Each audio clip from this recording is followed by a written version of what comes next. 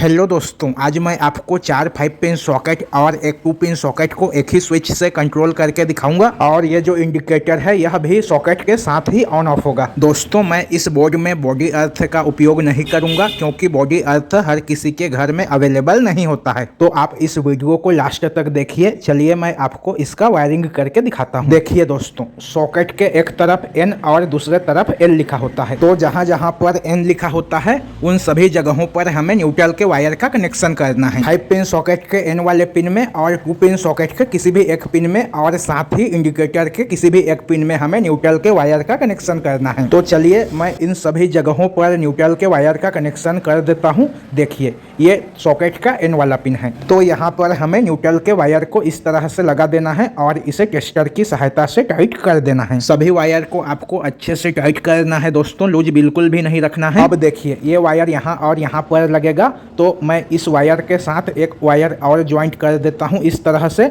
और इसे दूसरे वाले सॉकेट के N वाले पिन में कनेक्शन कर देता हूँ। न्यूट्रल वाले वायर में स्विच का उपयोग नहीं किया जाता है, इसे डायरेक्ट ही सॉकेट में इस तरह से लगाना होता है। अब मैं इस वायर के साथ एक वायर और ज्वाइंट कर लेता हूँ और इसे तीसरे वाले सॉकेट के N वाले पिन में कनेक्शन कर देता हूँ। देखिए, इस तरह से मैंने वायर को तीसरे वाले सॉकेट में भी कनेक्शन कर दिया।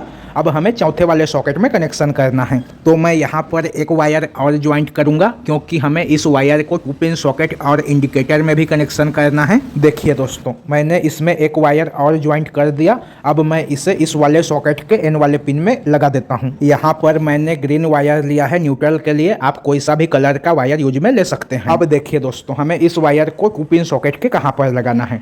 तो 2 पिन सॉकेट में न्यूट्रल और फेज कहीं पर भी नहीं लिखा होता है, तो आप इसे किसी भी एक पिन में कनेक्शन कर सकते हैं। तो मैं इसे ऊपर वाले पिन में कनेक्शन कर देता हूं। पहले मैं इसमें एक वायर और ज्वाइंट कर देता हूं और इसे 2 पिन सॉकेट के ऊपर वाले पिन में कनेक्शन कर देता हूं। आप चाहें तो इसे 2 पिन सॉकेट के नीचे में भी कनेक्शन कर सकते हैं। अब देखिए दोस्तों, अब हमें इस वायर को इंडिकेटर के कहां पर कनेक्शन करना है।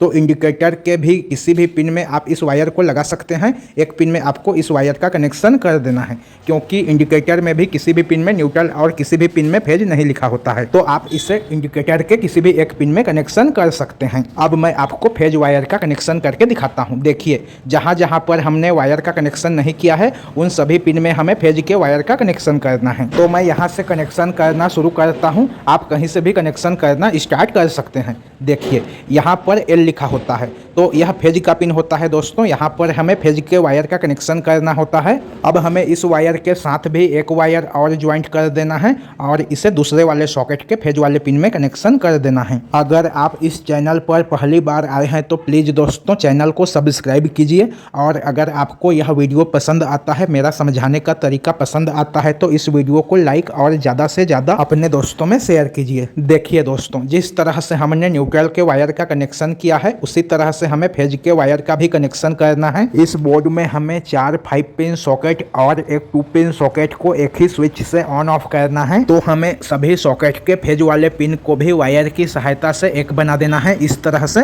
तो देखिए दोस्तों, मैंने चौथे वाले सॉकेट के फेज वाले पिन में भी वायर का कनेक्शन कर दिया।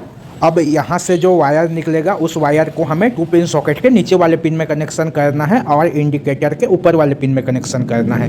तो मैं इसमें एक वायर और ज्वाइंट कर देता हूँ और इसे 2 पिन सॉकेट के नीचे वाले पिन में कनेक्शन कर देता हूँ। ये देखिए, मैंने इस वायर को 2 पिन सॉकेट के नीचे में कनेक्शन कर दिया। अब मैं इसमें एक वायर और ज्वाइंट करूंगा क्योंकि हमें स्विच में वायर का कनेक्शन करना है। तो मैं इसमें एक वायर और ज्वाइंट कर देता हूं और इसे इंडिकेटर के ऊपर वाले पिन में कनेक्शन कर देता हूं। देखिए दोस्तों, मैंने सभी सॉकेट के वायर को इंडिकेटर के ऊपर में कनेक्शन कर दिया।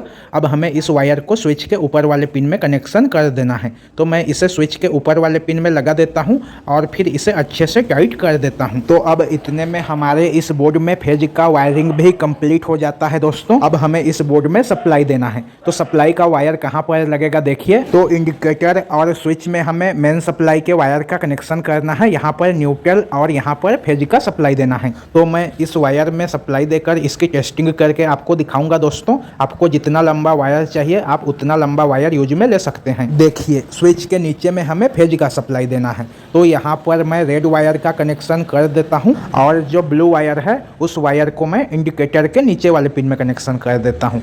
यहाँ पर जो वायर लगा हुआ है उस वायर को हमें निकालना नहीं है दोस्तों, उसी के साथ ही हमें न्यूट्रल वाले वायर का कनेक्शन कर देना है। तो अब इतने में हमारे इस बोर्ड का वायरिंग जो है कंप्लीट हो जाता है। अब मैं आपको इसमें सप्लाई देकर इसकी टेस्टिंग करके भी दिखा देता हूँ। तो मैं स्विच को ऑफ कर लेता हूँ और इसमें 220 वोल्ट का सप्लाई दे देता हूँ। अब मैं बारी बारी से सभी सॉकेट को आपको ऑन ऑफ करके दिखाता हूँ। तो मैं बल्ब होल्डर और वायर ले लेता हूँ और इसे 2 पिन सॉकेट में लगा देता हूँ। देखिए यह बल्ब और इंडिकेटर दोनों ही स्विच से ऑन ऑफ हो रहा है। अब मैं इसे यहाँ पर लगा देता हूँ तो इस स्विच से यहाँ पर भी ऑन ऑफ हो रहा है। अब चलिए मैं इसे यहाँ पर लगा देता हूँ, तो देखिए स्विच से यहाँ पर भी ऑन ऑफ हो रहा है। अब मैं इसे इस वाले सॉकेट में लगा देता हूँ। देखिए यह यहाँ पर भी ऑन ऑफ हो रहा है और इंडिकेटर भी बल्ब के साथ ऑन ऑफ हो रहा है। अब इस वाले सॉकेट को भी मैं आपको चेक करके दिखा देता हूँ। देखिए दोस्तों एक ही स्विच से हमारा सभी सॉकेट जो है ऑन ऑफ हो रहा है।